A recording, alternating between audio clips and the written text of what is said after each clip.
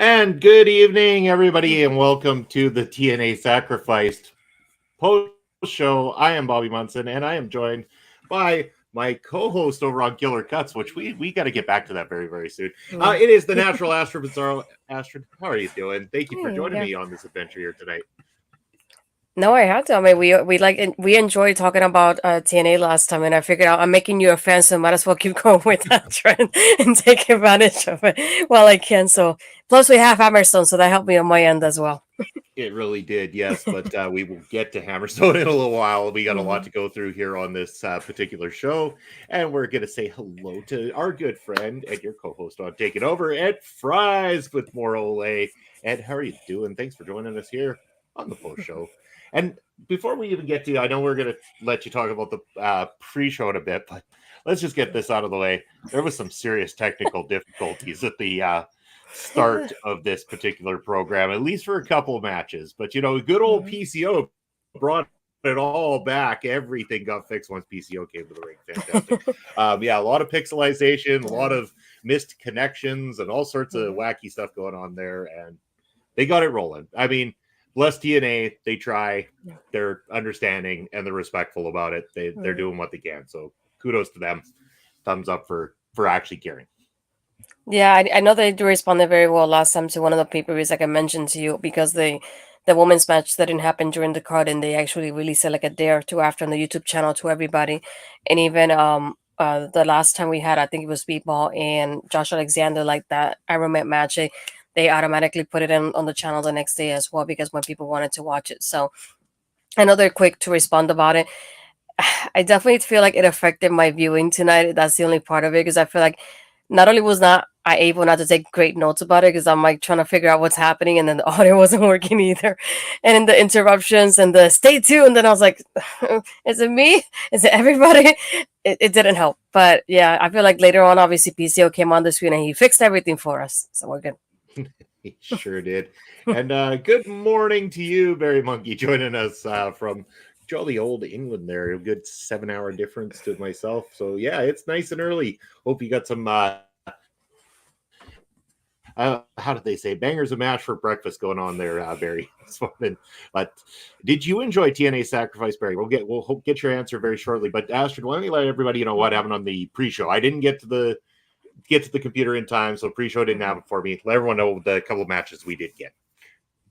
Yeah, I wasn't sure if they had a pre-show because other tweets at 8 p.m., so I figured there was probably nothing happening. But just myself, I ended up checking just in case something did happen. Thanks to Ed last time because I almost missed the show. I missed a Chase U match because of the pre-show announcement situation. So I always check now because of that. But no, they opened the show with Crazy Steve versus Joe Henry for the Digital Media Championship. This was being that the pre-show is about 30 minutes. The matches don't last too long, so there's nothing much to it. Plus, not only that, but the digital difficulties that we had, it didn't help on that aspect either. But the beginning of it, I was able to see at least. And we had Joe Henry making fun of Crazy Steve, making fun of him for being a baby and showing graphics and the song of him being a baby. This was also one match that was changed because I believe it was a Laredo kid that was supposed to get this match. And because of travel issues, he was replaced by Joe Henry last minute.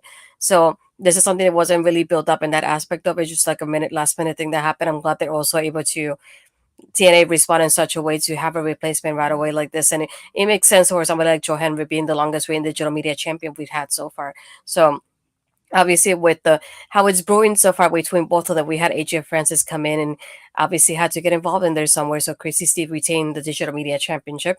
So that's what happened on that end.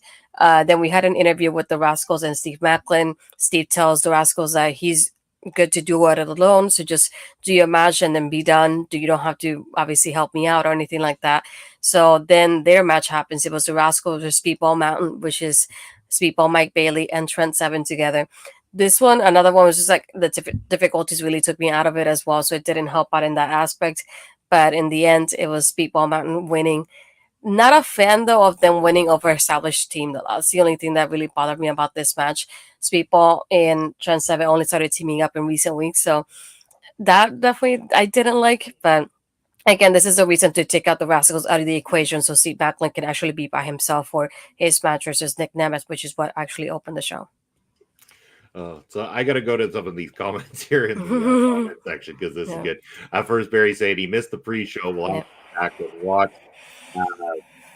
And Ed saying, "Yay, more AJ Styles." Wait, you said Francis. Oh well, he's a different story, and we did have this discussion when the show as well too. And Barry also saying, "Blocky, blurry, bloke versus blocky, blurry, broke in the first match was excellent." And yeah, let's talk about that because the opening match, I was excited when this came out.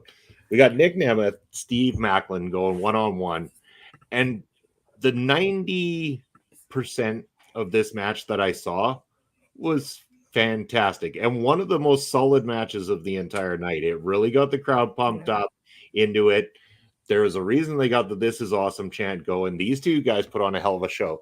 I think my only gripe, and I spoke to you about this, was about the commentary kind of almost labeling Ziggler like he's the outsider, he's the heel, that he's sucking up the TV time from the hardworking people of TNA. Yet Maclin was clearly working heel inside of the ring itself. So the framing from commentary was a little off, but the match itself, absolutely incredible. And there's a reason that Nick Nemeth released onto the independent scene and going where he wants is a blessing to TNA. It's a blessing to New Japan and everywhere that this guy performs. Yeah, and like you said, it's just another thing with, again, this one especially was really affected by that, technical difficulties. We had to have the blank screen for a couple of seconds there, and the audio was kind of off towards the end there as well. But from what I was able to see, because I'm going to continue saying that tonight for a little while, I enjoyed the match. There was a point that I think it really shocked both of us by the way it happened. It just, when Steve goes to do this kind of shoulder dive towards Nick Nemeth, and Nick has managed to get out of the way, and Steve just lands by the commentary table / ring bell area. And holy crap, that was nasty to watch. It's like, I was wondering if he was even alive to begin with, but that was probably the one that really stood out to me the most. It took that moment for him to get back in the ring and for the action to continue on. I definitely love the mind games from Nick, though, doing the KIA to Steve himself there towards the end. But again, I enjoyed it, and at the end, we have Nick Nemeth with the win. Yeah, very big win. We got Bobby Stats in the chat here with us saying Nick Nemeth did have a great match tonight. He certainly did, and him and Steve Maclin can go ahead and wrestle some more, because if they wrestle like that, I will watch over and over again. What a great addition to the TNA roster that Nick Nemeth is. Great way to open the show, and despite the difficulties, I will go back and watch this one once I can get a full 100% clear video and audio as well too, and go through it again, because this was good. This was easily one of the not only the better matches tonight, but it is a strong contender for one of the better matches of 2024 at the moment too. It was that good. Yeah, it really was. What we got Barry saying is, I think he went a bit further than intended. The ring announcer looked like she scraped herself. Yeah, and I felt that way. I think that he was supposed to do the shoulder with the clap on the other side against the turnbuckle, or against the post. He might have had intent to swing his body to the outside of the ring, but he overshot that like nobody's business. And I watched it and I'm like, holy yes, I think this guy is dead. I legitimately think we just witnessed a death in pro wrestling live on pay-per-view. But luckily enough, Steve Maclin, 100% fine, managed to get through this, and we were treated to an absolute banger of a match. Cracked herself. Okay. Fair enough, Barry. Thanks for the correction. I'm glad that was the corrected word for us. Give me Nick Nemeth versus Hammerstone in future at TNA, especially with the way they're building. We'll get to that in a little bit. We'll talk about what happened with Hammer here tonight very shortly, Bobby, but great suggestion for sure. Yes, from there, we got match number 2. Blocky match number 2 of the evening is a blocky tag team matchup. This one got even worse because this one I felt like I had a harder time getting into as a result of the constant interruptions and the fact that it hadn't gone proper from there. But we had Brian Myers and Eddie Edwards, the system, taking on ABC. Belts are on the line. And I don't really have a lot that I can say or add to this situation. I'm not familiar with ABC. They seem great. They seem cohesive as a tag team. I like Eddie Edwards quite a bit, but I just don't know that the system interests me in any way, shape, or form. I get how you feel. To me, it almost feels like kind of like a random people put it together in a way, even though the storyline does make sense, and at the same time. But I get how you're feeling this. I did like more than anything in this match is that I feel like they had ABC's number in the aspect of they knew how they worked, so they divided in the ring top of half, and it took care of Babe for most of the match until the Ace. Like I was saying, like almost halfway through the match is when he got that hot tag, and you were able to see that obviously while Babe was recovering, Abe was trying to do what he could to go against the system. But obviously they not only they had the numbers advantage, but they had Alisha at ringside as well, which is obviously an advantage to them in the ends. And just when you think like things are picking up and you see Ace Austin taking advantage and picking up the speed, she sweeps him off his feet. So that obviously doesn't help at the end either, to add more to it. So I feel like when we had those moments of like maybe Ace was kind of picking it up for the team, Alisha helps, and at the end it doesn't help them, and we have the system as new tag team champions. Again, this is another one that I'm not a fan of it because not only because obviously it's the system, but it's just because I just love ABC so much, and they're such an established team only for the system to come up, and they just started not too long ago for them to gain those championships. But we know why at the end, because they're trying to take over as the heels in this bigger group and trying to give them that advantage later on. So it does make sense, but I'm just not a fan of it though. Yeah, I'm with you on that. Bobby mentioned that ABC, Ace Austin, and Chris Bay are great as tag team and single wrestlers as well. I can get behind that, Bobby. I think I agree with Barry here, saying that when ABC and Edwards were in the ring, it was okay. But when Myers comes in, it seemed off key. And I think it's just, it might be a disconnect in the styles, especially bringing Myers into there, where Edwards is a little bit more adaptable. I don't find that Myers is. And so this felt very disjointed at times, and not that I disliked it. I don't want to say I disliked it. I was taken out of it. A lot of that was due to the technical difficulties, and I think I should give it another watch. But I do agree that the system, just not for me. Now we'll go to some funny comments from our good friend Ed Fries. Like, too bad the blurriness wasn't when Flop Dollar was on the screen. No. Kudos to that, Ed. Is Lish an advantage? LOL. Kidding. She's okay. Be nice, Mr. Fries. It's International Women's Day. True. I see Ace NWO Matt Taven Austin next week. Sounds like you're going to have some stuff to come talk about on a upcoming episode of Point of View there with me, Ed. and Bobby saying I prefer Brian Myers tag team with Matt Cardona.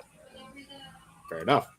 So I think we've said all we can say about this particular match. We have new tag team champions, and now we're going to move on to the savior of the system, PCO.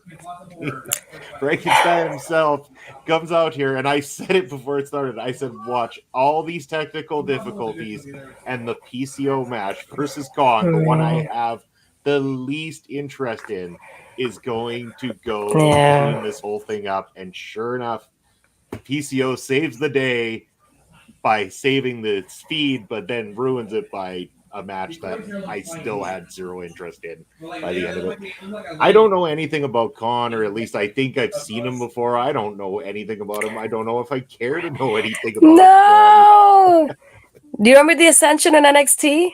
Yeah, okay. I thought so. I wondered. I think I'd rather him go back Yeah, to being in the Ascension. he was also in the NXT game show when he was the little rats in Alberto Del Rio was his pro, if that helps. Okay. Yeah, maybe I'd be more interested if it wasn't a no holds barred versus PCO. I was like, I kept looking. I'm like, this guy looks familiar, but I couldn't pinpoint it, and I didn't bother to look it up. But maybe against somebody else, I could get behind this. And there we go. He was a victor. Thank you, Bobby. That's helping out my poor uneducated wrestling brain. The system needs someone that's good on the mic. Well, they're a long shot from that, my friend. They can call me. Munson Management Services are open for business. I haven't got a single call yet, but you know, the lines are always open. Yeah. For me, it was the same for this match. It's like I like Khan, and I want him to get that push as like a bigger guy, because we didn't get that from him before. And you know, this one was tough because I'm like, I like PCO and the aspect of like, yeah, that's cool, but at the same time, I'm like, I've seen this so many times by now. It doesn't hit the same anymore. So that's the only part of like, of course, that one it has to be when the whole streaming gets fixed is when PCO's on my screen. It's like amazing. The other thing I can say is like the visual in itself of having like a big guy drop PCO on the stage the way he did for the kind of like a little choke slam that he did, and the way that PCO just bounced off the floor, I was like, so they're really pushing him to be obviously like that next generation, like the bigger guys in that aspect. So obviously you put PCO, I guess them to show that off a little more, and to show like how, as a visual of you when you see during the match, how powerful he is too.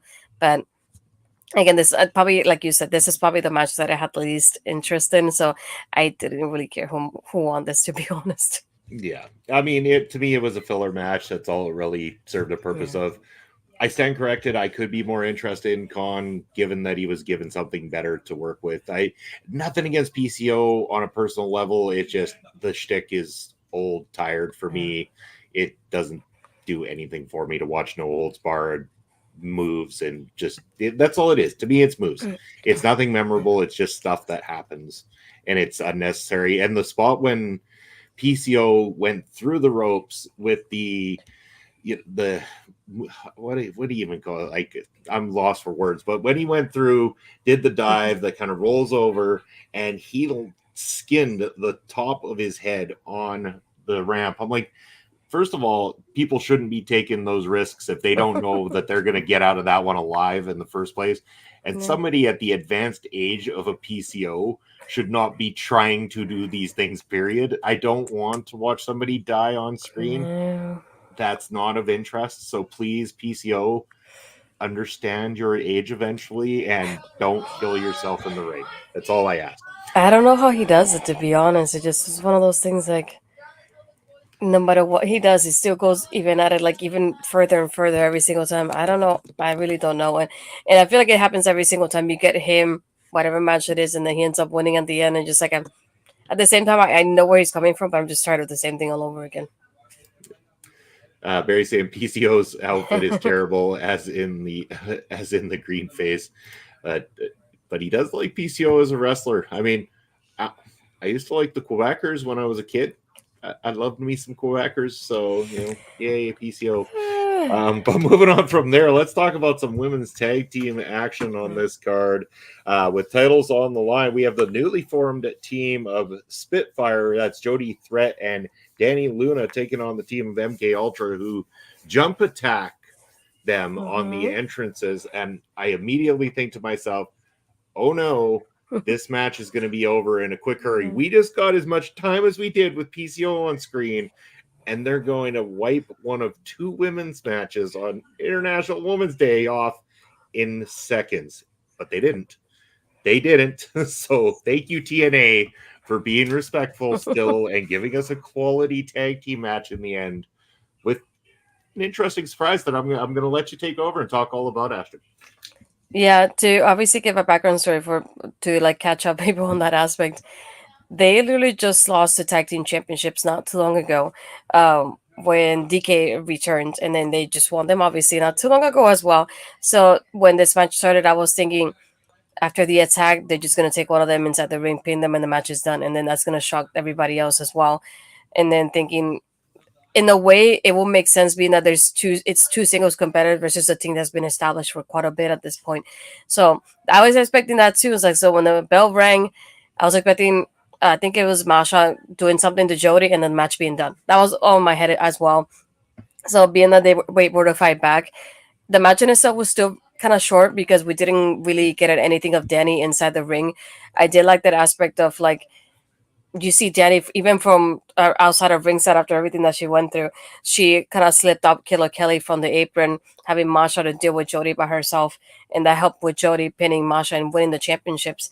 And still, it was very shocking. Even Dani, like I just saw the direct reaction from Dani at ringside. She's like putting her face on the apron after she just slipped up Kelly. She's like, did that just happen? I didn't even get in. But the way she just hugged Jody was really precious to see as well. But again, it's another shocking moment because we had MK Ultra lost to DK not too long ago first, only for them to get these challengers, and then now they lost to them too. And then at the end, we get a little rough patch between Masha, Slamovich, and Killer Kelly. So that will be interesting moving forward if we do get them against each other now. No, I got to ask, do you foresee them immediately breaking those two up to lead to a feud, or do they hang on to them as tag team competitors a little while longer to continue to bolster the KO's tag team division? I will have them at least have one rematch that will cost them. It was like once they lose that rematch, then it will kind of happen of like kind of like that breakup happening after the match happens, or maybe the week after, something along those lines to like give you a little bit more extra there, and then having them against each other, which I think is probably going to happen next. Sounds good. And as Bobby coming in to say, it was great to see Dani Luna and Jody Threat as women's tag team. Yes, it was. They're both great competitors, got great careers ahead of them. So fantastic. And congratulations to the new KO Knockout Women's Tag Team Champions. Yeah. And it's if I'm not mistaken, the first it's most of the championships, like the first ones for both Dani Luna and Jody there. So that's awesome to see. And I was mistaken. Dani removed Masha from the match, and then Killer Kelly got pinned by Jody. So that's why Masha was mad at her. But it still is. I like how is the both are obviously new champions, first time champions in TNA as well. Yeah. And again, all four of these women have great careers ahead of them, and I really adore the work that you put in. I think the KO's division, I've said it many times before, is one of the best women's divisions in all of professional wrestling, and I'm glad that they still showed that and displayed that, and again showed it with their champion that we're going to talk about here that again should have been the main event, but we'll get to that momentarily once we get to that matchup. Let's go to Bobby here. TNA should find more women's tag teams. They certainly could and should, because why not keep bolstering that roster? I mean, the more you do that, the more these pay-per-views are going to pick up and the more people are going to get interested in them. Again, they're gaining more fans just by some of the signings they're bringing in, whether it be Nick Nemeth, whether it be Hammerstone, and, you know, definitely all the different women that are coming in to continue to bolster an already fantastic roster. It's awesome. It's, you know, I watched a lot of TNA in the past, and it's starting to bring me back into TNA to see all these great additions and this great card. So slowly, bit by bit, they're getting me off the MLWs. No, I'll stick with MLW, but I can add TNA. So I'll wipe out that dirty WWE stuff or something like that. Moving on from there, speaking of former MLW stuff, Alexander Hammerstone officially signed with TNA Wrestling and having his first official debut match as a signed roster member. They kept stressing that throughout this whole thing. Like taking on Josh Alexander, I really, really enjoy the work of both these guys a lot. Loved their first match. Again, that was probably my match of the night on the last time we did this. Again, probably my match of the night here today, and it hit differently. And I could see everything building throughout the match towards heel Hammer. They did the perfect thing. They've got a Canadian. You get a Canadian in the ring, it doesn't matter what quality they are. Canadians cheer for Canadians. It's just what we do. It doesn't matter if they're the worst wrestler on the planet. We will still cheer for them. Look at how over PCO is.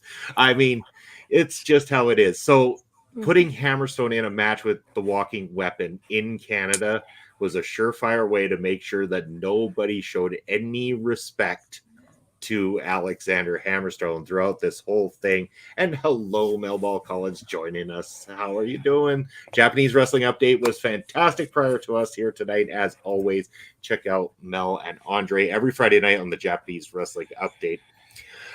So yes, Hammerstone throughout this whole thing, building that heel persona that I know he's capable of, because that's what he did when he initially had his run in MLW. So I saw the writing on the wall.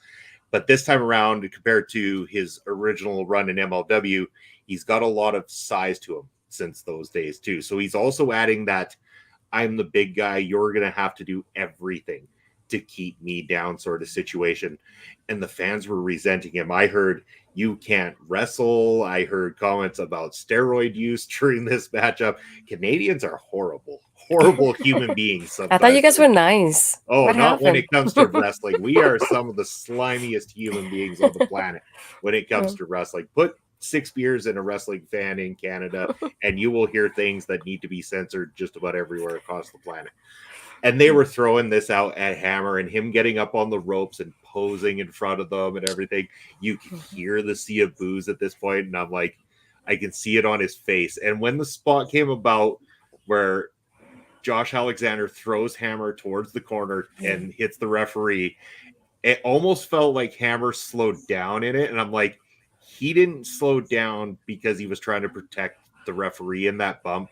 He slowed down so that he could kind of give it one of these and make it look like it was completely intentional. Like he could have stopped himself, but then he took the referee out and he turned and he gave that smirk like it's Hammer time now kind of thing. And right there, I was like, that's the cue. And sure enough, he gets the opportunity. He goes for the low blow on Josh Alexander, hits the Nightmare Pendulum. Fantastic. This will, in my opinion, even better than the first outing with these two. And it's built a solid feud. The storytelling was different.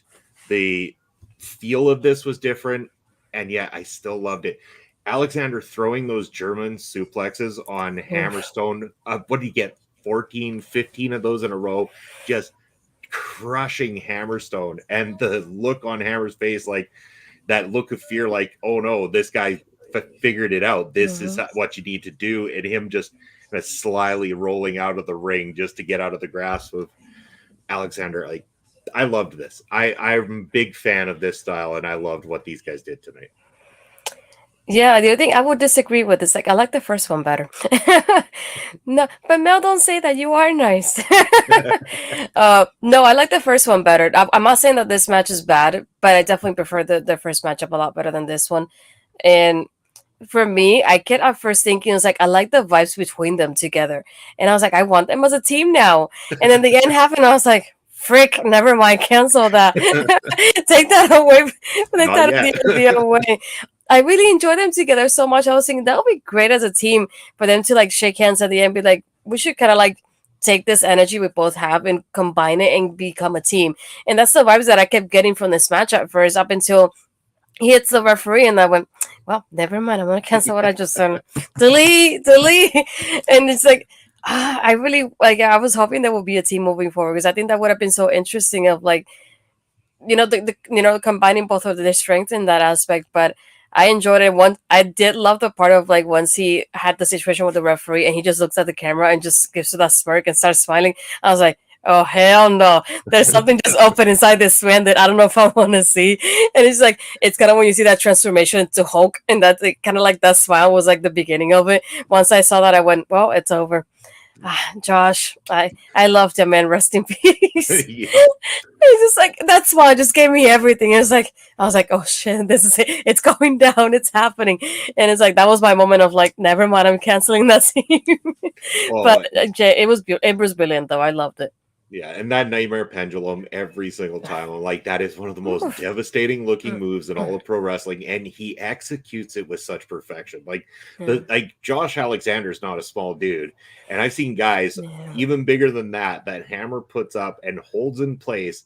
And it's not only the fact that he can hold them in place, it's the fact that he can swing them with their legs under without connecting their feet to the bottom of the apron as he does it to pull them into that slam. Absolutely brilliant. I love this man's work, and I'm so glad he's in TNA. And wow, the great match. I'm so happy with this. As Bobby's saying, I would like to see another match at TNA Rebellion. So would I, but I'm working that night, so I can't watch it live. I'll still watch it, but I can't watch it live, unfortunately, because PPW. Barry saying Hammerstone is a bit of like a version of Brian Cage that learned how to wrestle. Well, wrestle and talk, that would be Barry. So. Yeah, I was gonna say it's a version of Brian Cage I would like to see because he has charisma. Brian Cage doesn't know what that means. Yeah, exactly. Yeah, Brian Cage is like a charisma vortex. Yes, Hammerstone does have that, and I don't think he's outside of like the little bit of promo stuff they've shown of him online. They haven't really gotten into just how good Hammer can talk on a microphone when he needs to. He does a lot of his speaking in the ring, but often people forget that he actually can talk a good game. And wait till that gets unleashed, especially with heel Hammer. I think TNA is in for a real treat moving forward. Yeah. Oh yeah. All right, on from there, we have six-man tag action. We've got the Grizzled Young Vets and Mustafa Ali taking on Time Machine, Alex Shelley, Chris Sabin, and Kushida. Every single one of these people is awesome in their own way. These matches get a little bit, they're back and forth to a lot of stuff going on. It's hard to follow with six-man tags. But still, at the same time, I was never bored. I wasn't disinterested. I like everyone involved. So this had a lot of that quick-paced, high-flying action. Mustafa Ali playing the chicken shit heel. It was just fantastic. I love that he is able to go and do that in the way that he does. He barely had to get into the ring, and he still drew more heat than almost anybody on this entire card. Great. I thought this was another solid matchup on this card, and at this point, the momentum of the entire pay-per-view was on an upswing, very much so. And to follow Hammerstone and Josh Alexander, kudos for them for doing it and not losing that audience.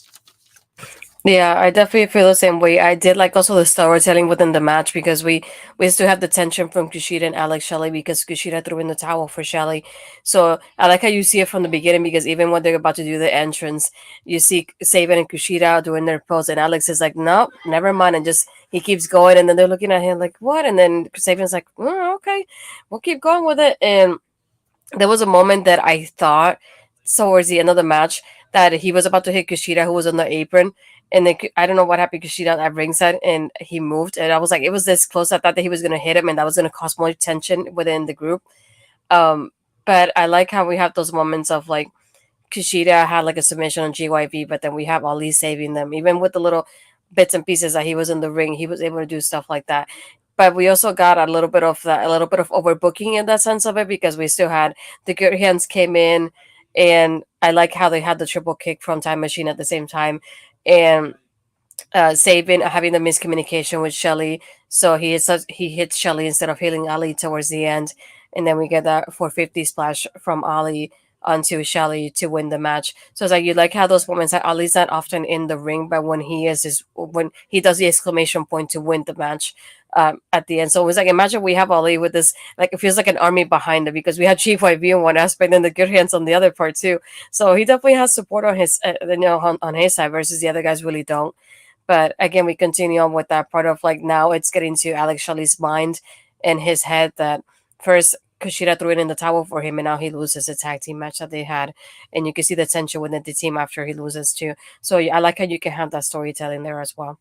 And I like how you can have that match come out of it as well too, because I can get behind that coming up very, very soon. So great storytelling, as you said. Ali is fantastic. I like to see titles being defended on pay-per-views when they can. The fact that they didn't have Ali defending in a matchup, okay, I can get it because of the storytelling they're doing here, the build that they're doing to give him the right opponents. So let him off the hook for that one. But hopefully at the next one, Rebellion, despite me not being able to watch it live, that Ollie will have a one-on-one for the X Division Championship.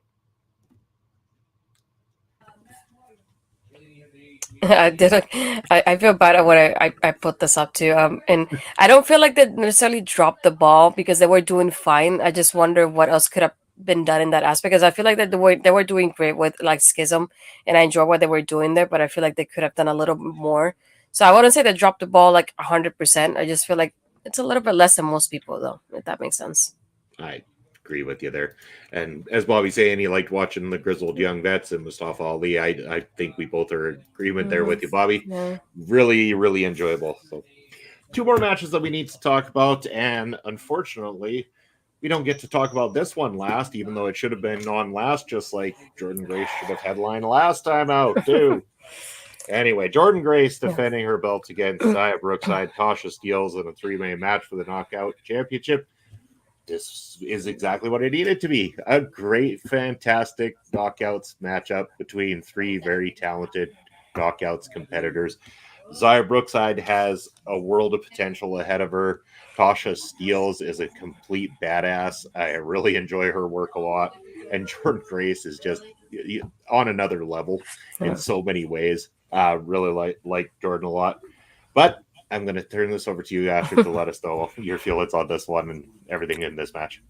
Yeah, we get the beginning. As previously Data broke Ash by Excellence at ringside. She is, making her presence known every time there's something going on with the Knockouts division, like she's scouting the talent. So she was at ringside for this one. And what I loved about it is that there was always some action in the ring. It reminds me of what happens usually when I watch any kind of multi-person matches in NXT. There was always something happening. There was no like downtime in this match.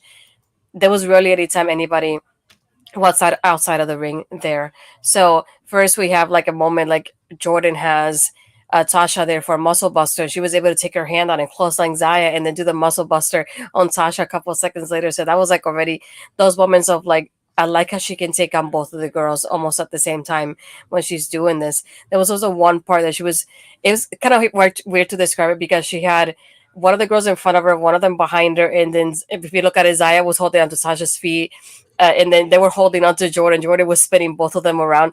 And if you're able to watch this match, it's such a visual because it's so hard to describe it, but it looks so incredible when you do watch it.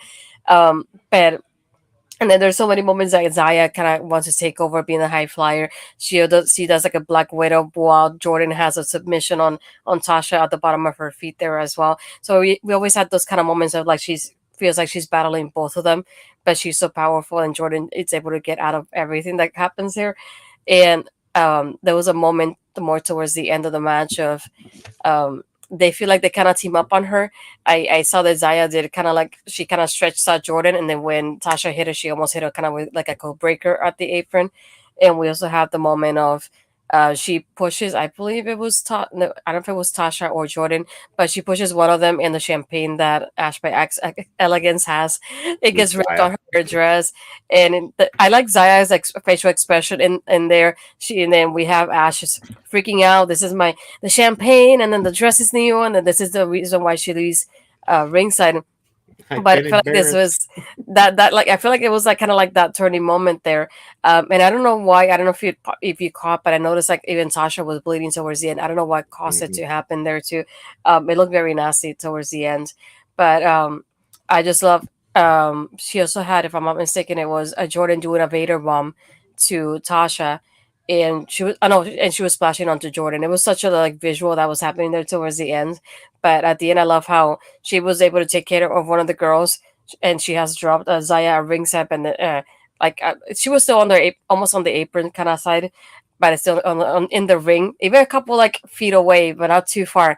And even then, Jordynne still takes over, and she's able to win the match anyway. And I was like, she just looked like such a powerhouse in this match. How she's able to like take care of both of the girls at the same time, or like take care of one, have her kind of knocked down, and then take care of the other one seconds later. And she's such a speed. It was just wonderful to watch, and I just loved it from beginning to end. Yeah, I really did too. I thought it was great to, again, everybody talented in this one. I also was trying to wonder what busted Tasha open, because she was getting some good color, and it seemed to be almost like it might have been a nose. I think she might have got hit in the nose or something, and that's where it was coming from. But there was a lot sprayed. If you look to the outside of the apron, there was quite a bit of color laying across the apron there from Tasha, but still a total badass throughout this entire thing. That, you know, never once taken herself out of the action while that's going on. And I like the fact that they didn't stop it. They let them go. They let them do their thing. So you were never taken out of the match itself. As for Ash by Elegance, I've got to ask the stupid question. With all the investment into Ash as a character, is this leading to Ash as a champion, or is this just, what is this? Like, that's what I'm wondering, because does anybody going to get behind Ash by Elegance as the Knockouts champion, or even in a position to defeat Jordynne Grace? I feel like it's tough in the aspect of like she's brand new, so you don't want her to lose very quickly. But at the same time, if you go against Jordynne, think about it from this aspect. I don't think she has the experience that Jordynne has, but not only that, but the fact that Jordynne's such a powerhouse, how do you able to defeat her, Jordynne in that type of way? I feel like it will be a good showcasing for Ash, and hopefully showing off a little bit more of the progress she's made, and she's made more progress in the ring by the time that this does happen. The only thing I could see happening will be I always forget his name. I know his name on Twitter is Iceman, if I'm not mistaken. But the guy at ringside with her, I feel like maybe he could be of assistance in that aspect. I think that could be the only advantage that Ash has over Jordynne. But I would not have Ash win over Jordynne, not anytime soon. I feel like there's other people that could have that championship way before Ash could. So that's why I think it will be a matter of just like keeping her kind of like ringside, like a scouting, and kind of looking at Jordynne of like, I could be your next threat, but I wouldn't put her in there just yet. I would definitely wait a little bit longer. Even if you do, I wouldn't see her winning, and I hope she doesn't win yet, to be honest, because it'll feel like a disappointment in that aspect, especially when you go against somebody like Jordynne. Yeah, you could almost, if you do have them go against each other, have it where her valet, concierge, whatever they're calling him there, you know, something along the lines of him getting himself involved, thinking he's helping, but causes the distraction to Ash, allowing Jordynne the victory, and then Ash can take out her frustration on him for his negligence to cost her the match. I think it would tell enough of a story where you can make sure that Ash doesn't necessarily look like a chump in this whole situation, but you don't chump out your very dominant champion here, who I think is going to have an extremely credible competitor be the one to conquer her for the belt. So yeah, going to what Barry says here, he really thought the match didn't need Ash there. She distracted from a great match. That's fair. Although I did chuckle a little bit when she kept saying, I got to get out of here. I've been embarrassed. I thought that was quite funny. But at least Ash by Alex Lynch don't slip on the entrance like many did. Bobby! Bobby Stats throwing down the dirt there. Holy. Wow.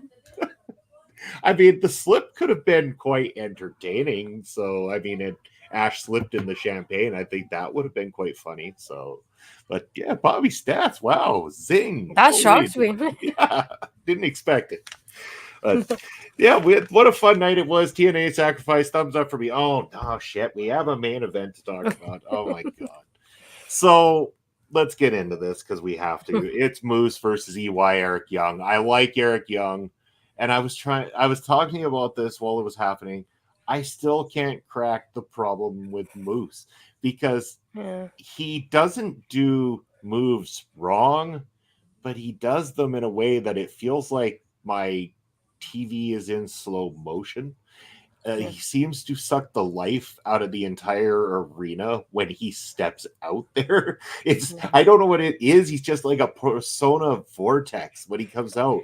And I don't want to dislike Moose, but I don't like watching Moose matches. And I don't like when a card has had so much upswing momentum throughout the last little while that then you get to a match where you're like, oh yeah, this is still to go, kind of thing. And it just brings you right back down. Like, I know that I'm a firm believer in champions going on last, but I'm sorry. You have a true champion in Jordynne Grace right now, and those matches would far better suit the main event than anything Moose brings to the table. That said, Eric Young, he did everything he could. There was some good stuff put in by him. He did everything he could to try to get the best out of this match. Even when Moose falls, he looks like he's falling in slow motion. How does a guy that weighs as much as he does and as tall as he is look like he falls in slow motion? Like, if I take a brick and a feather and drop them at the same time, I know which one's going to fall first. And yet somehow Moose is the only brick on the planet that will stay floating in the air longer than the damn feather will. That comparison, I will not be able to forget about. And yes, I'm flipping that. Oh my god! Sorry, I've been sick and that didn't help. Oh, and it just you said that, and I remembered during my tapings here in January when I went. There was a match. I don't know if it was Laredo Kid, if I'm not mistaken. I know it was a high flyer, and I keep forgetting who it was, but it was Moose versus that person. And let me tell you, I realized like during the match in itself how slow he was, and like I feel like he definitely sucked the energy out of the venue because everybody was so quiet during this match, and it was more towards the end that he got a reaction, and I kept thinking, why is he so slow? And I don't know if it's because he was going against somebody that's more like a high flyer and like faster than him that makes him look even slower than he is, but. And then you said, and I was like, I was thinking, why do I feel like I'm not motivated to watch this match? Because don't get me wrong, I love EY. And I was like, I wish EY would win this, but I know he's not going to.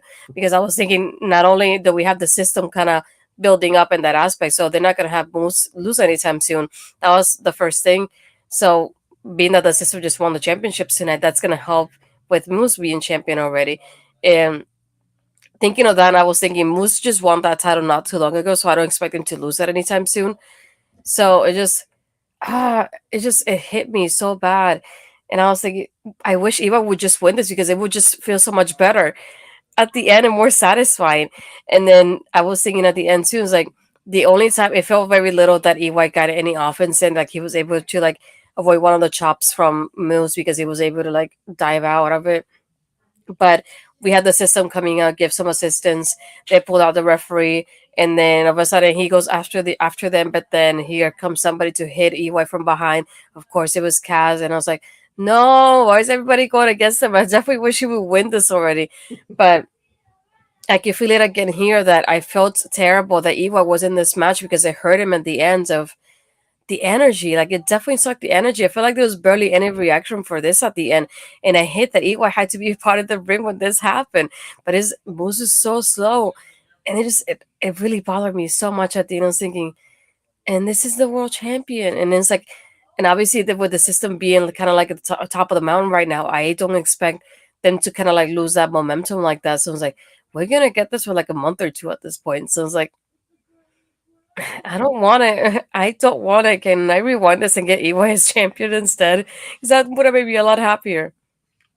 The only other thing I can think is that they continue to build Nemeth that direction and to take it off Moose. But yeah. I think people could get behind that, but we'll see. But Moose wrestled against Kushida in Florida, is what Bobby's saying, and he wants to know who's next for Moose, and that's where I'm thinking. I'm like, who do you have that's a baby face that you can build towards that epic babyface moment of dethroning the heel champion? And I think right now Nick Nemeth is in a spot like that.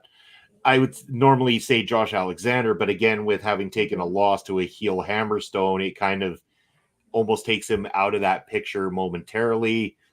So I'm not sure at the moment, outside of building Nemeth towards that direction, I'm not sure who else I would say is next for Moose. I mean, I guess anybody that they don't really want to have an exciting match. That's about it. And it kills me to think about that. And it's like I feel whoever is next is still gonna be like somebody that's faster than him, so it's gonna make him even look small, like slower than he was. And I was like, geez, that bothers me so much. I was trying to see if I could find the picture from the match in itself, but the only time that I ever enjoyed him during the tapings for in Florida was when we had those like multi-person matches because he was able to tag in and out, so his partners could pick up the energy that he was lacking. So it was like when we had that one-on-one match against like that, and I was like, gee, she was so quiet and slow, and I was like, I why do I have him as world champion again? Because somebody explain this to me because it bothered me so much. Bobby saying maybe someone from New Japan Pro Wrestling. Bobby, you're just praying that they go ahead and get the original bro over in TNA to go up against Moose. Oh no! Oh no! We're not doing that. No, we're good. He can I'll stick to keep New Moose. Japan and MLW, I guess. No, I definitely don't want that one over here. Please keep him over there. Sorry, Mel and Andre. Keep him there. Although, what was Bobby? What's the name of the dude that we got to watch last time? Oh, big bad dude Tito. Is it Bad Dude Tito? Is the name? Mm-hmm. Yeah, I like Bad Dude Tito. That would be a good one to bring in. I mean, if you're gonna bring someone from over that way, Bad Dude Tito is all kinds of cool. I would get behind Bad Dude Tito going up against Moose. At least to watch Bad Dude Tito maybe slap him around a little bit and teach him a lesson. So. Yeah, it's just gonna be tough because I hate having somebody that's good and that's likable in that position against Moose. It just yeah. So to just keep feeding him like whatever enhancement talent you can find in the local area for now until you finally got the person to pull the trigger with and be like, here we go. I know the writing's on the wall. I know we're gonna change titles here tonight, but we promise you it's worth the wait. It's worth it. Things will get better from here on in. Moose will just be sitting on the sidelines watching and observing. But yes, that was TNA Sacrifice. I want to say that not as a whole show, it wasn't quite as strong as last outing, but it was still strong. I enjoyed myself throughout. There was a lot more ups than there was downs for the little nitpicks that I did, and for Moose still being the champion, I'll still give this a very passable grade and say that I highly recommend people check out this pay-per-view. Yeah, I feel like the main event was definitely the only like downfall for me, and again, like I said, it just Moose is not even EY's fault or anybody else involved in this. It just the Moose energy was definitely it definitely didn't help me. I think the only reason why I didn't enjoy it as much was definitely the technical difficulties. It took me out of the first couple matches. That even though I enjoyed them, it just felt so weird to not be able to like watch them properly or even hear it properly either. So that was the only downfall. So, but other than that, I hope they're able to hopefully do some fixing behind the scenes so that way it looks better and be able to like rewatch those matches that we lost, or maybe I hope they publish it maybe on the YouTube channel just by themselves so they look better. But overall, I feel like the pay-per-view was really well done. That's right. And then next time we won't have to blame Canada for all the technical difficulties. It's your fault. Yeah. See? It's all our, what is it? The beady eyes and flapping heads, that kind of thing, I blame it on you Canadians. It's your fault this time. We're terrible. We're terrible human beings, I know. Well, with that said, we're going to come to a end here on the TNA post show. We want to thank everybody for tuning in and enjoying. And before we go, Astrid, where can the wonderful people find you and what you got coming up this week? I know this weekend I have my interview with Zeta C. That's going to be on live on Body Sam's channel. So subscribe to Body Sam if you haven't yet. Once I do have a date and time, I'll probably post it on my socials. But other than that, you can find me again on Tuesday doing Taking Over with Ed, talking all about NXT, especially after a roadblock and on the road to Stayed and Delivered, where working here on myself, I was in not we I am working more towards getting our guests for Stand and Deliver weekend, so stay tuned for that. We got people for somebody from our previous, somebody for our post show, so that's going to be exciting to watch. Other than that, you can find me on Twitter, Blue Sky, as it says there, Astrid Pizarro. Threads and Instagram is Astrid Pizarro 20, and everything else will be on my YouTube channel, which is just like my name, Astrid Pizarro. There you go. If anybody wants to follow me, there you go. Down below is where you can find me. You can find me here all over our local establishment, including this Sunday with Point of View. And it's Super Mario Day. So I'm going to be playing some Mario this Sunday on Point of View. So join me for that. And I've got some big news regarding upcoming Ring Respect stuff. So Thursday night's Ring Respect Radio, I announced yesterday that the 21st, we may or may not have an episode. I will most likely not be a part of it because I will be out of town for a conference. So we will either have a fill-in for Papa Smokes, or we'll do a pre-tape, or we might just take the night off for once that we haven't done pretty much ever in forever. We'll see. We're working on it. This coming Thursday, we're bringing back trivia because we have very limited time this month. So trivia is back this Thursday night. And the biggest announcement of all is, while we were watching Sacrifice here tonight, I was talking to someone to make something happen. So on Thursday, March the 28th, I plead with you to tune in to Ring Respect Radio, because our special guest on the show is the one, the only legendary Ross Hart of the Hart family, going to be joining us on Ring Respect Radio. So be staying tuned for that. We're going to be, again, continuing on some conversation when it comes to Stampede Wrestling there, when we got Ross on the show. Huge get for us. I don't know what to say. I'm at a loss for words. I mean, this is huge for me, a personal great. And I know for Papa Smokes as well too. This is, going back more in our time, in our neck of the woods. So we're so excited to have Ross on the show. And that happened because of yesterday's awesome, amazing guest, Rachel Ling, who is one of the OGs of documenting wrestling in the world, period. She's been doing this since like the late 1970s, early 1980s, and has had her stuff seen within documentaries, books, magazines, publications. Awesome guest, and had so many wonderful stories. So go check that out. Be there on March 28th to ask questions to Ross Hart and join us for Ring Respect Radio. That's going to be it for us. I thank you all for joining us here tonight. Hopefully we'll bring you killer cuts the next time you see the two of us on screen very, very soon. But have a good rest of your night. Take care, everybody. We appreciate